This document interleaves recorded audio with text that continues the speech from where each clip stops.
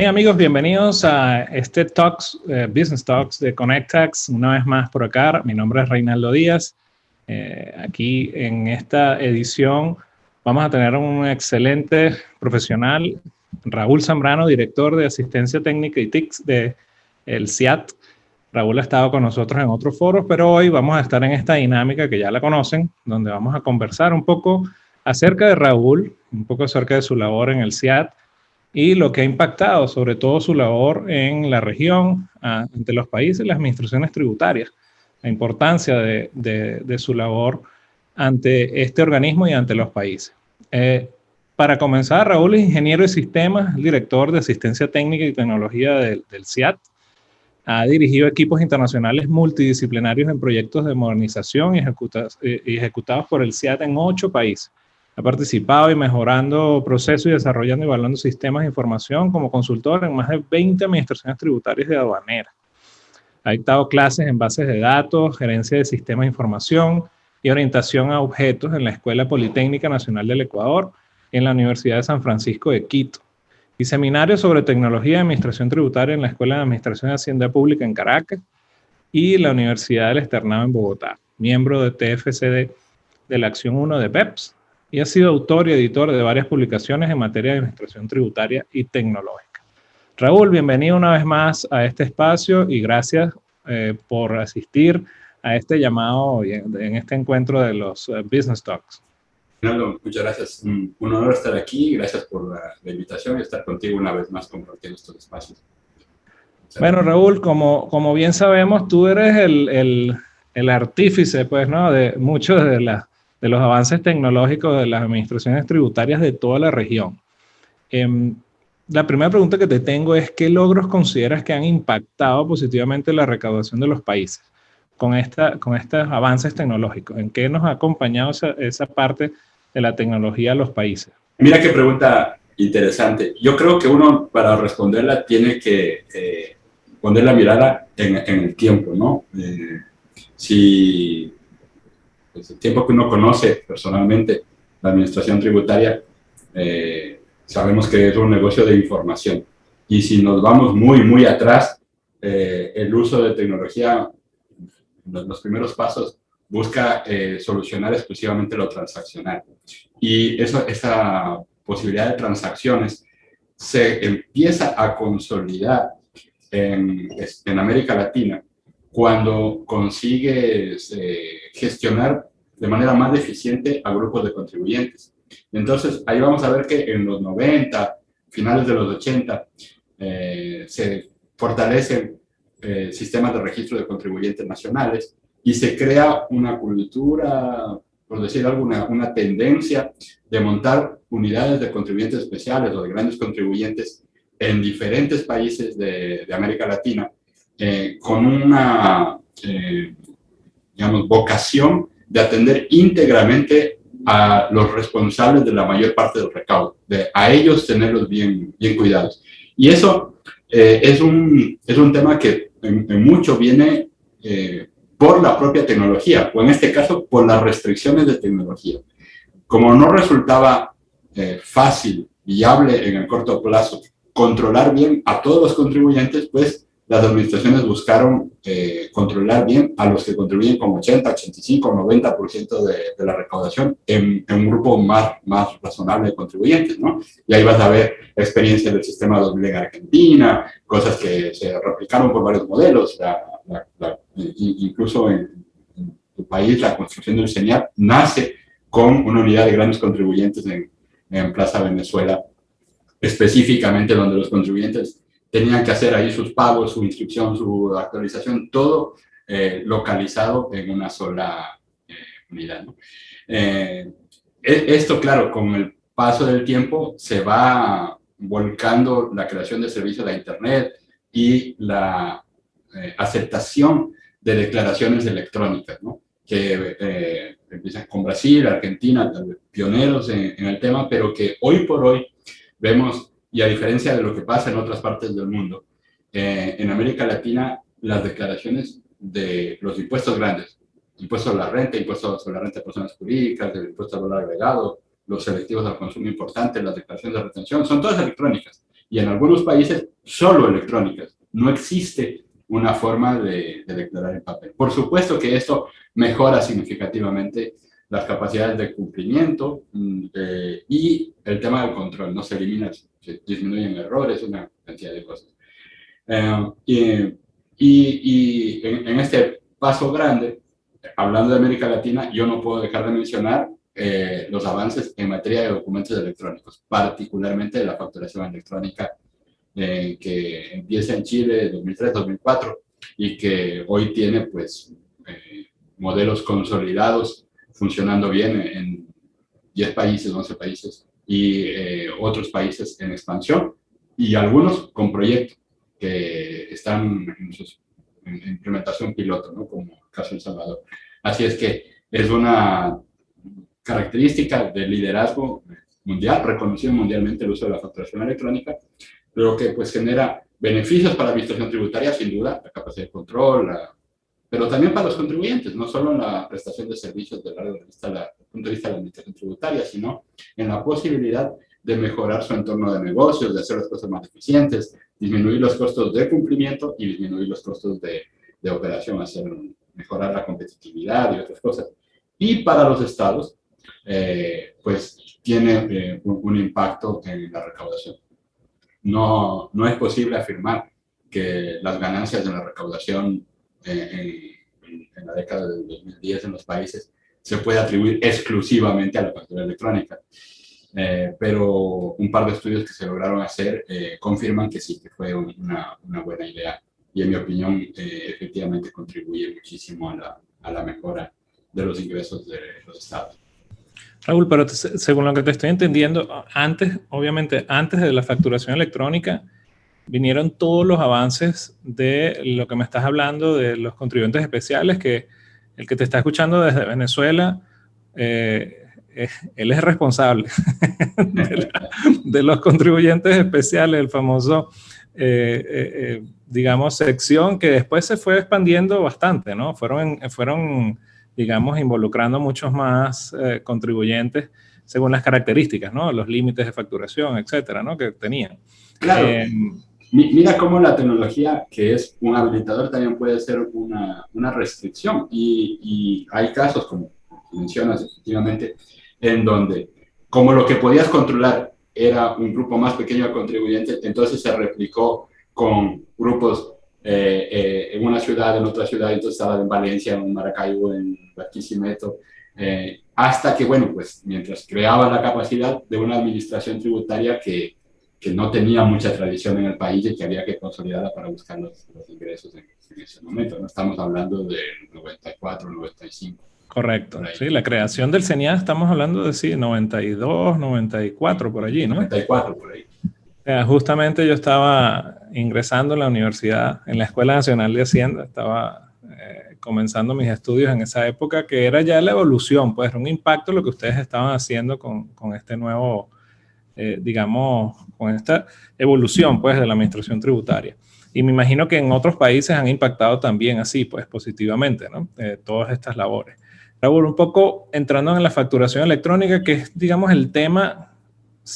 Hablaste que Chile tiene bastante tiempo, pero siento que el tema de la facturación electrónica ha tenido mucha relevancia en este último año, quizás por la pandemia, ¿no? Quizás por el uso de todo este tema del e-commerce, digamos, la incapacidad de las empresas inclusive de trasladar su personal, facturar físicamente, o sea, toda esa labor se dieron cuenta algunos países que estaban un poco en retraso esas decisiones de avanzar en la facturación electrónica, cosa que me imagino que te ha facilitado el tema también me imagino que tienes mucho trabajo hoy por hoy, pero que te ha facilitado el tema de decisión, ¿no? De decisión de países de brincar hacia ese rubro. ¿Me equivoco o es así?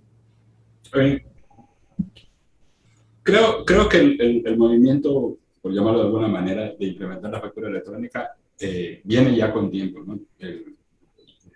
Brasil empieza el proceso de masificación en el 2007, México, Argentina establecen modelos muy sólidos, México cambia su modelo en el 2011 por uno muy amplio, Ecuador, Perú, Uruguay montan modelos que luego se consolidan y se ponen pues, buenos y a funcionar muy bien y digamos que se establecen 7 países con modelos sólidos, ¿no? Entonces, los demás son los que como que en este año y medio, 2 últimos 3 años, se procesa, da un camino de masificación. Y yo diría que incluso antes de la pandemia seguramente se apuesta un poco más en la digitalización de los procesos por causa de la pandemia, pero ya venía de antes, ¿no? Particularmente los casos de Colombia y Guatemala, que son más recientes, y en el caso de Colombia, con una voluntad de masificar en periodo muy corto, ¿no? Mucho más rápido que lo que hicieron los otros países que fueron más despacio.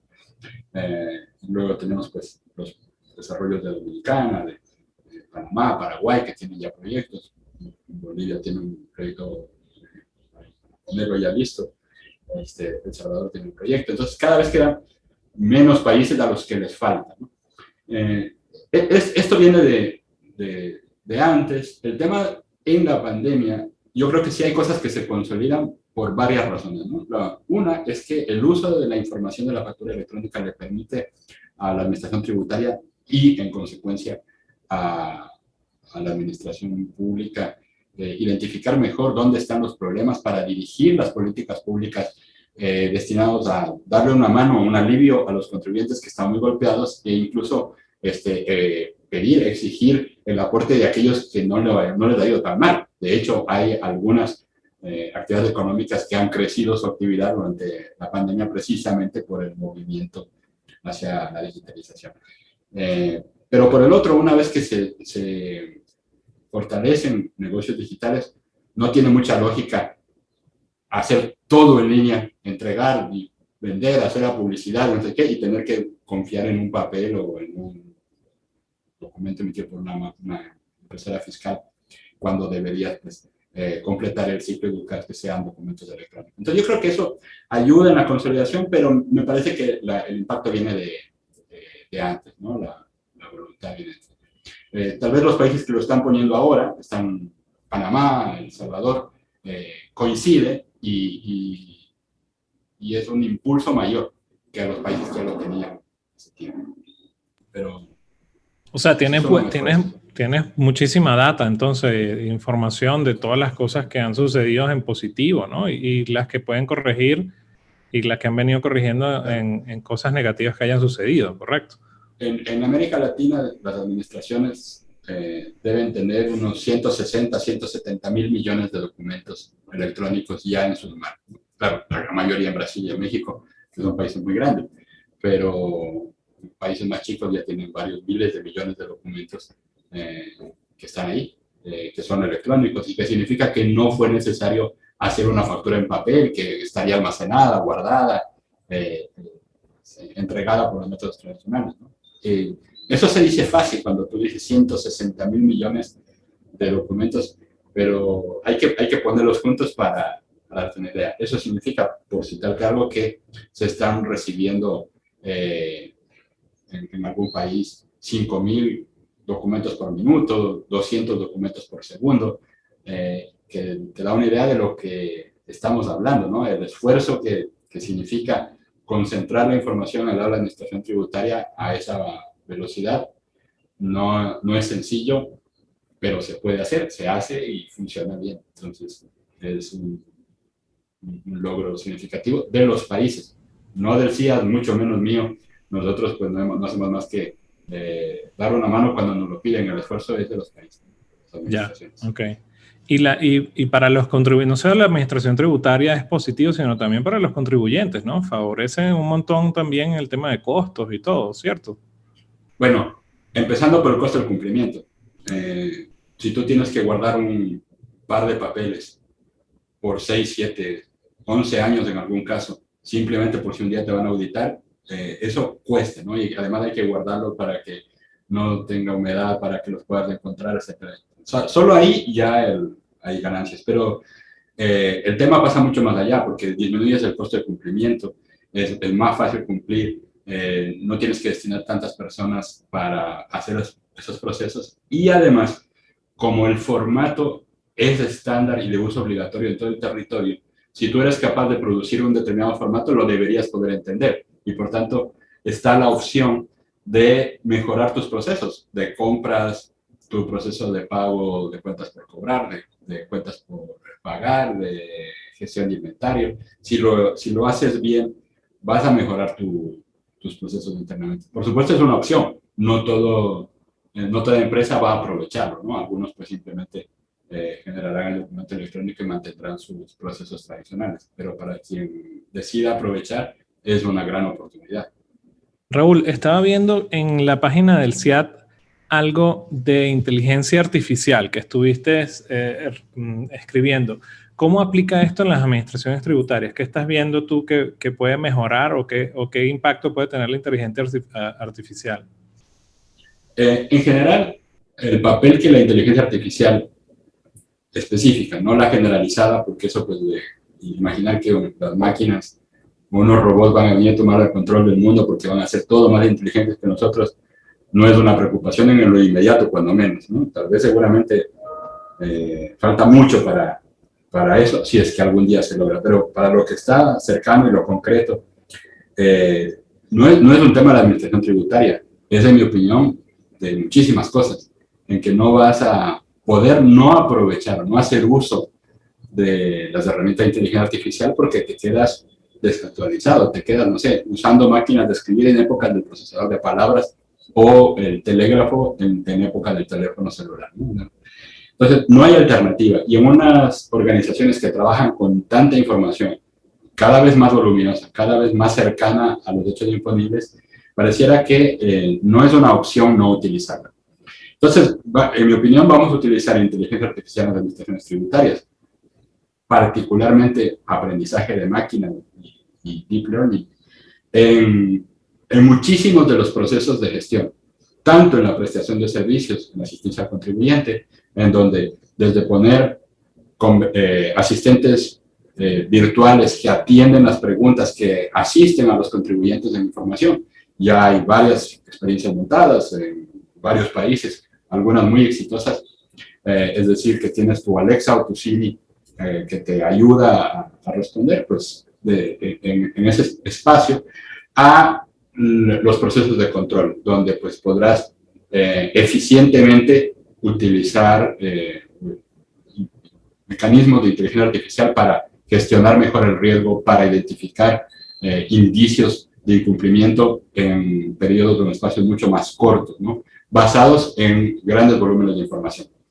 Como en toda aplicación de inteligencia artificial, eso trae una gran responsabilidad de hacerlo bien. Hay ejemplos anecdóticos de problemas del uso de inteligencia artificial en trasladar los sesgos que pueden tener los desarrolladores, los constructores de los algoritmos, o incluso los sesgos que tienen los propios datos sobre realidades que ya son discriminatorias. Tú construyes algoritmos que sobre la base de los datos, sin introducir ruidos externos a los datos, pueden generar realidades discriminatorias precisamente porque los datos responden a una realidad que ya era discriminatoria en el pasado. Entonces, hay que hacerlo con cuidado y hay que hacerlo bien. Y en el caso particular de la administración pública, no solo de la administración tributaria, en mi opinión, hay que hacerlo de manera que pueda ser explicado cuando sea necesario el cómo o por qué se tomaron decisiones con apoyo de máquinas o aún más sin intervención humana. Ahí pasamos por preferir lo que se denomina aprendizaje supervisado, donde uno puede conocer, en definitiva, las consecuencias, las razones por las que un algoritmo decidió que a Reinaldo hay que auditarlo, o no, y no cajas negras extremadamente sofisticadas en el que pues, simplemente no sabemos lo que está pasando adentro y que podría ser difícil de explicar. O sea, ok, para entender un poco, ya hay administraciones tributarias que están avanzando en esto, Raúl. Mira, asistentes virtuales conversacionales hay varios, en varias administraciones, algunas grandes, por ejemplo, el soporte al sistema inmediato de información, la versión del equivalente a factura electrónica en España, todo el soporte técnico de asistencia es brindada por un asistente virtual, que evidentemente tiene mecanismos para escalar a un ser humano cuando las cosas no se resuelven o cuando algo está caminando mal, alguien se está enojando y demás. Incluso eso se detecta también con técnicas de aprendizaje de máquina, ¿no? Cuando ya la voz te está cambiando y te está alterando, entonces vamos a poner a un humano para que te atienda. Pero funciona y funciona bien. Y por el lado de la gestión de riesgo, por supuesto que sí, hay experiencias, muchas. Y cuando tú ves el volumen de datos de la factura electrónica, sin duda que se vuelve muy atractivo poder utilizar este tipo de soluciones, de herramientas para tratarlo, ¿no? Es absolutamente imposible que un grupo de seres humanos analicen lo que está pasando cuando te llegan 200 o más declaraciones de facturas por segundo, ¿no? Y saber cuál de estas es la que puede tener algún problema de incumplimiento. Y ahí hay que ver... Pero, perdón que te interrumpa, pero ¿qué se considera inteligencia artificial? Que tú llames hoy por hoy al IRS en Estados Unidos y te atiendan, llegues hasta tantos y tantas respuestas antes de que un humano te atienda. ¿Eso ya se consideraría un avance o tú dices un siguiente paso? Bueno, en materia de inteligencia artificial está eso de la inteligencia artificial general, ¿no? Que pues una máquina básicamente le puedes hablar de cualquier cosa y te entiende cualquier cosa de cualquier temática, y es probablemente más eficiente y mejor que cualquier ser humano en muchísimos aspectos. Bueno, allá no está, pero, por ejemplo, identificar a través de millones de patrones, reconocer gatos de perros, no es tan difícil ya. Y tú le pones ahí y él aprende a reconocer gatos de perros muy fácilmente. Y cuando tú quieres pasar un gato disfrazado por un perro, puede identificar el algoritmo. Eso hace que, por ejemplo, se pueda hacer reconocimiento de imágenes, por decir algo, en un aeropuerto con el equipaje que va pasando y las lecturas de rayos X. Y entonces hay cosas que van en los rayos X cuyas formas, cuyos espectros identifican cosas que posiblemente quieres abrir porque hay algo raro, aun cuando no lo está viendo un ser humano, ¿no? Simplemente se está pasando y dice, vaya a ver esto que tiene una forma que podría ser un arma de fuego, podría ser algo que está prohibido, un electrodoméstico, algo que tiene circuitos electrónicos, y entonces tú puedes, en lugar de abrir todo el equipaje, revisarlo todo con una máquina que dice, abra esta donde hay un indicio o una probabilidad, básicamente en tiempo real, de que hay algo que tú quieres ver porque se ve y se analiza que esa imagen es correcta, ¿no? Ahora, eso en procesamiento de imágenes puede, si uno se quiere poner, como me gusta decir a mí, un poco orwelliano, puede significar que yo puedo ver fotos de personas en yates y querer identificar a través de las fotos quiénes son los dueños de esos yates y si esos dueños tienen declaraciones consistentes con la actividad económica que justifica tener esos yates. ¿Sí? No te puedo decir no va a llegar ese día, wow. pero y hay personas que van a decir eso no está bien porque pues no la privacidad y otros te van a decir, bueno, pero si esas personas no cumplen con su contribución a la sociedad, sí está bien que lo busquemos. Entonces, más allá de las discusiones de lo que está bien o de lo que está mal, o de si lo usa o no lo usa, sin duda que hay un espacio para hacer las cosas mejor. No en sustitución de los seres humanos, pero sí, por supuesto, en colaboración con el trabajo del ser humano, donde tú vas a poder tomar decisiones mucho más rápido basados en información certera. Nos gustaría a todos que, por ejemplo, las devoluciones de impuestos ocurran en tiempos espectacularmente rápidos. Claro. Y eso se puede mejorar esos procesos haciendo análisis de datos con inteligencia artificial que digan, este señor no me está haciendo trampa, no está fraudulentamente suplantando la identidad de nadie, realmente hizo esos aportes que ahora le corresponde una devolución y pues tomó una decisión rapidísimo, sin intervención humana, simplemente porque corresponde y lo puedo hacer 2 segundos después de presentar la declaración. ¿Por qué no? Wow, espectacular. Bueno, otro tema que está muy en el tapete que debes dominar es el tema del blockchain y los criptoactivos. Ya está preparado el mundo, Raúl, para el mundo tributario para hacerle frente a esto, o todavía nos falta, como tú dices, estamos en los primeros pasos? Mira, creo que ahí tenemos que separar blockchain, la tecnología, Correcto. de las otras cosas, ¿no? De los criptoactivos, las criptomonedas y demás. La propia tecnología, blockchain, tiene un enorme potencial para muchas cosas y, en mi opinión, dentro de la administración tributaria hay espacio para el uso eficiente de blockchain, procurando mejorar algunos servicios, particularmente aquellos en que la administración tributaria es uno de los actores en un proceso mayor. En el caso de la aduana, tú lo ves clarísimo. Un buen registro en blockchain de todas las cosas que ocurren, partiendo por el exportador, la naviera, el agente de aduana del país exportador, si es que hay un tránsito en el medio, el puerto de llegada, un transportista, el otro transportista, el puesto de salida, el puesto de entrada en el país importador, los permisos para fiscales, sanitarios y demás, el pago de los impuestos, y pues el canal rojo si te van a hacer o no hacer una inspección, el destino que todo eso registrado en una cadena donde todos los actores van registrando sus participaciones y sus actuaciones, sin duda que mejora el nivel de confianza, eliminaría varios problemas anecdóticos que uno encuentra por ahí y haría más eficiente el comercio internacional. Hay implementaciones en piloto, hay implementaciones ya en el sudeste asiático. Perú tenía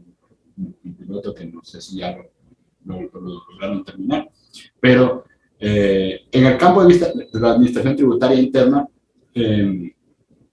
hay propuestas, por ejemplo, de utilizar un registro de blockchain en los consumos específicos, por ejemplo, a los cigarrillos, en donde todos los actores estarían registrando su padrón, ¿no? El fabricante o el importador, los distribuidores, los transportistas, las administraciones tributarias nacionales o estaduales, según el país, en donde se pagan los impuestos, que en el caso de los cigarrillos son mucho mayores en general que el precio del propio producto, y por tanto intentar evadirlos pues tiene un interés económico importante, lo que lo vuelve un negocio atractivo para quien quiera dedicarse a eso. Todo marcado en una sola cadena, lo que te permitiría verificar que todo el proceso desde la producción hasta el consumo del cigarrillo ha sido correcto y que se han pagado los impuestos. Pero fíjate que no es ahí toda la administración tributaria, es solamente un factor, ¿no? Entonces, hay en nuestra región un par de implementaciones con blockchain exitosas en Brasil, en Argentina, para compartir con las administraciones tributarias subnacionales el registro de contribuyentes de mejor manera que el envío de archivos y cosas de tecnología de hace 20 años, con buenos resultados, más barato, muy eficiente. Pero aquí estamos hablando de la tecnología de blockchain, es decir, una base de datos descentralizada, inmutable, en el que en más de un lugar está disponible la data, en el que seguramente no hay un solo dueño de los datos, y te permite establecer un mecanismo de confianza basado en que no hay un solo tercero confiable que es el depositario de esa información. Entonces, eso creo que tiene espacio en muchos procesos. No creo que sea inmediato porque al no ser procesos, pienso, en el que dependen solo de una entidad del gobierno, de una organización, va a tardar más en llegar a esos consensos, ¿no? Hay algunas propuestas por ahí que vale la pena estudiar. Lo otro es los criptoactivos y las monedas cifradas que usan esta tecnología para buscar nuevas formas de financiamiento. Y acá tenemos dos preocupaciones, ¿no? La una, que es desde el punto de vista de política tributaria, es decir, el tratamiento que se le va a dar, el tratamiento impositivo que se le da a esas adquisiciones, inversiones, compras anticipadas de tokens que luego te podrás intercambiar por servicios, pero que podrán negociarse y que podrás ganar o no ganar y que se vuelven rendimientos o no. Y bueno, y eso hay avances, hay países que han tomado decisiones, hay países que están evaluando, y es muy interesante ese desarrollo, pero bueno, no hay un estándar generalizado todavía. Y lo otro es lo que la administración tributaria podrá hacer, para buscar mejorar el control ahí en ese sentido. Y ese son otro escenario, ¿no? ¿Por qué? Porque pues, cuando nos remontamos a la historia de Bitcoin y Silk Road, ¿no? Todo pareciera medio oscuro, ¿no? Hoy ya eso no es verdad, eso mucha gente tiene monedas cifradas y no está ligado a un específico tipo de comportamiento. Pero lo que es verdad es que el uso de estas herramientas y la posibilidad de ser al menos pseudoanónimo hace o podría dificultar mucho el trabajo de la administración tributaria en términos de control, ¿no? Uno de los significativos desarrollos para la administración tributaria en materia de control ha sido obtener información de terceros, es decir, que los bancos, que las tarjetas de crédito, que diferentes operadores puedan informar a la administración sobre sus operaciones con los otros agentes económicos, y esa información te permite establecer registro de control. Sin eso no se podría hacer declaraciones prellenadas, sin eso no se podría hacer una buena gestión de riesgo e identificar operaciones fraudulentas. Pero claro, una vez que tú tienes la posibilidad de hacer transacciones pseudoanónimas en el que no hay un tercero que es el dueño de la data, eso se puede volver más difícil, ¿no? Y si no tienes mecanismos para desarrollar, va a ser trabajoso. Entonces, hay alguna iniciativa, por ejemplo, una de Noruega que conocimos en un evento conjunto que hicimos con la IOTA hace poco tiempo, que busca identificar posibles transacciones de contribuyentes de la jurisdicción que estarían intentando utilizar este tipo de mecanismos para esconder riqueza o generar ganancias no declaradas, ¿no? Precisamente utilizando inteligencia artificial en el camino que tratan de identificar esos indicios. Pero el mensaje es que hay que prepararse, y hay que prepararse porque desde las administraciones tributarias va a ser un reto el tratar con criptoactivos y criptomonedas cuando los contribuyentes lo quieran utilizar para esconder cosas o disminuir su carga tributaria.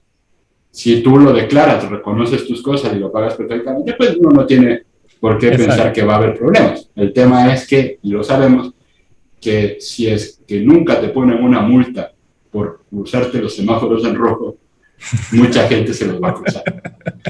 Entonces, pues, hay que poner la cámara o el policía para que se respeten los semáforos en rojo, para evitar los accidentes, porque es importante, porque desafortunadamente los seres humanos, o al menos algunos seres humanos, se van a saltar esos semáforos en rojo, no importa que pongas en la ley que lo tiene que declarar y lo tiene que reconocer.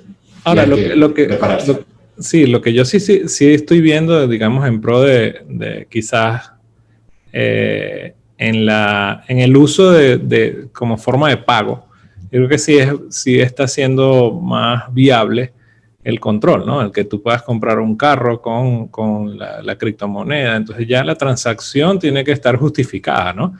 El que tú puedas transar algunos apartamentos, inclusive algunas transacciones que tengas que quemas unas monedas y las depositas en el sistema bancario o viceversa. Entonces, algo queda, ¿no? Cuando hay intercambio de bienes es más fácil. Exacto. Cuando hay intercambio de bienes es más fácil. El intercambio de servicios puede ser un reto, ¿no? Ese es el reto. Puede ser un reto mayor. Intangibles también, pero el intercambio de servicios puede ser un reto mayor, ¿no? Si tú me estás haciendo un servicio de interpretación ahora a través de Zoom, es muy difícil que sea, salvo que sea, pues, claro, una obra muy conocida o un par de personas muy conocidas, es muy difícil que lo sepamos. Y si eso se transa con monedas cifradas, pues es más difícil que quede algún registro o un récord que le permita a la administración. Entonces, de ahí hay que hacer otras cosas, ¿no? Seguramente habrá que ver quién ofrece esos servicios en las redes sociales, en publicidad, etcétera, para identificar y ver de qué vive y cómo vive, y seguramente buscar ahí un camino. Si es que esa persona no lo declara correctamente. Muchos lo harán, la gran mayoría probablemente lo van a hacer, y simplemente es una forma más eficiente de llevar sus negocios. Exactamente. Yo creo que es como todo, ¿no? Lo voluntario siempre estará allí. Las administraciones tributarias lo implantarán o implementarán. Y ya queda el contribuyente de dejarlo por fuera o no, pues, ¿no? Hacerlo fácil para el que quiera cumplir bien y, eso. bueno, y tratar de hacerlo difícil para el que quiera utilizarlo como mecanismo. Bueno, Raúl, creo que hemos logrado los objetivos que yo tenía por lo menos hasta los momentos. No sé si se me escapa algo que quieras comentarnos, algo que estés trabajando actualmente, que sea casi que una primicia que nos puedas regalar hoy. ¿En qué estás trabajando, Raúl? Un tema en el que hemos estado trabajando recientemente es desarrollar una herramienta para facilitar el cobro de los impuestos en la economía digital a empresas, compañías que trabajan sin ninguna presencia física en una jurisdicción, ¿no? Impuestos indirectos, ¿no? El IVA, en definitiva, y otros impuestos indirectos específicos, ¿no?, que podrían existir. De tal manera que, particularmente los países más pequeños, jurisdicciones más chicas, puedan usar la herramienta y acceder a eso de manera más ágil cuando las disposiciones lo vuelvan real, ¿no? Cuando el sistema tributario se adecue. Nuestro sistema impositivo generalmente viene de un tiempo en el que las cosas no eran electrónicas, donde siempre había presencia física. Hoy eso no es más verdad, ¿no? Hablábamos de la prestación de servicios en línea. Realmente, si quien te presta el servicio está en un país o en otro país, es menos importante, y eso genera, pues, por un lado, el reto para la administración, por otro, un reto para la economía, ¿no? Porque hay temas de competencia que se pueden hacer más difícil el trabajo de quien esté en la jurisdicción, que compite con quien no está en ella, que a lo mejor no tiene los mismos impuestos indirectos y se queda más barato, etc. Entonces, hemos desarrollado el software, ya lo terminamos, ya lo tenemos listo. Esperamos que en cosa de 2 meses estaremos implementando en el primer país que va a ser usuario. Es un software abierto, disponible para cualquier país que lo quiera utilizar, fundamentalmente nuestros países miembros, pero incluso otros países, otras jurisdicciones que no sean países miembros. ¿Ya le tienes nombre, Raúl, el software? Lo llamamos DEC, Digital Economy Compliance. DEC, D-E-C. Ok. Wow, qué buena primicia, qué bueno saber eso. Bueno, en 2 meses o un poquitito más sabremos más de esto y te volvemos a contactar, Raúl, a ver cómo Muchas gracias. Estamos por publicar. No nos puedes decir todavía el país. No todavía.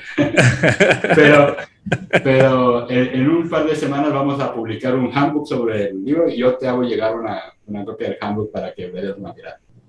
Excelente. Hay unos videos que van a estar en YouTube también para consultas y que te paso los enlaces.